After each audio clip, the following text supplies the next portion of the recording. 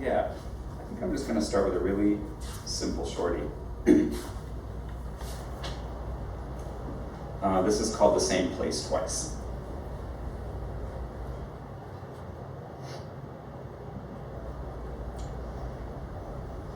A short life such as this is frequented by bugs and leaves.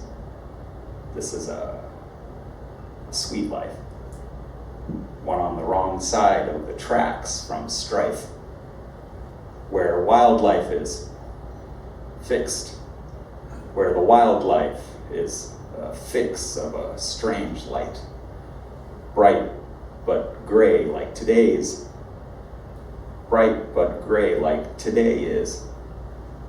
How's it fair? How's it fair? Weather only holds me together. I don't know these streets. I don't know these streets. I always see this park. I always see this park. I don't know this part of me. Is there a love? A love that is unhuman.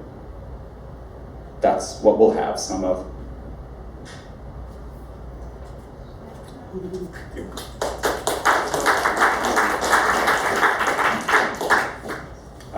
Yeah, poems about belonging, familiarity and unfamiliarity. Sort of thinking about the place of the self in the place. And this poem kind of changes that order a little bit. It's called In Ontario but Far from Superior, or These Missed Parts. You do not arrive. The place arrives. You are alive. We are alive. Wait on the risers by the shoreline. The place arrives. Places arrive and start the fires where there is any shot a life. Lake of the clouds in a boat bow, finding superior through the carp's mouth. Porcupine mountains in a ship's stern. See me now. See me now. Set to burn their hemlocks and maples. Madeline Island swimming into red cliffs since before reservations. Tom's burned down cafe treading water. I am alive. I am alive. Serves as fodder for annexed places. Sault Ste. Marie twins test boundaries crossing the rapids of the St. Mary's. Blocks knee deep in the terrain and name. Come to me. Come to me. Fan the flames of their emigrations. The place arrives. Places arrive. Fabled excess of the sum of parts. Collect and gather, not discrete. No idea, not as creatures, ghosts, the weather, a cordless power. It is not alive. They are not alive. A clap reversed. Big Bang land. Bound down boardwalks like fire. Escapes. There you strand, waving your arms, but you are alive. The place arrives, shooting flares into the night. You are on fire.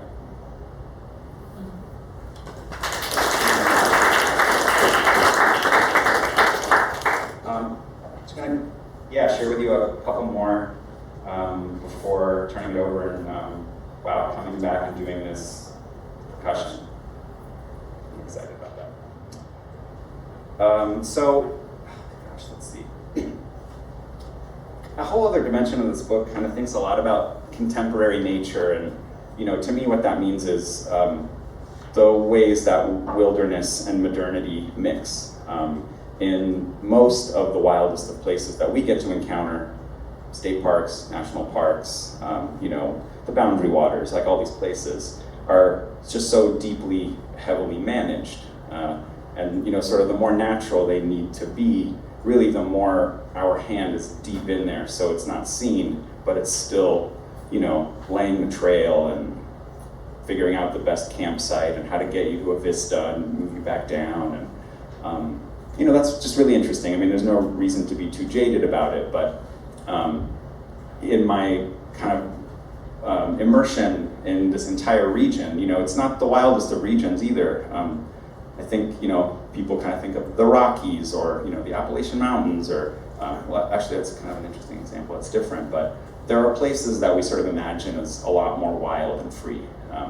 And yet, there's still a whole massive federal infrastructure that really just builds nature for our access and recreation, and in a way kind of preserves it for us and from us. And I just think that's a really fascinating kind of condition of our relationship to the non-human living world. So there's sort of a few poems in here that try to wrestle with that. So this is called Great Black Swamp Come Heavy Use Wetlands, Powers of Toledo Origin Song. Who let this wetland wet? Who cut this little inlet? Laid the hill for golden hours? Fit the logs with the salamanders? Foretold the lichen and the mosses? Who offered the wildlife crossing? Along this promenade I sing about how the world's made my behorned serenade to nobody but who wet this aggregate? Who raised this bamboo deck? Who had these grasses mown? Who made the birches grow in groves? Who made this prairie xeric and carved out a space for heron? This is my behorned little dirge. I sing along this little bridge about how this little world's birthed by no body but who left this river wet? Sowed the embankment, set the grade for the slope of the island, spawned the minnows to feed the walleye. Who knows the ripples till flood? Who reads the dried out flats of mud? About how the world's mocked up. I sing along this ply boardwalk. This is where the trombones stop. For nobody, by nobody but you local. No melody but vocals. As is, la la, la li, la las, la lees, as is.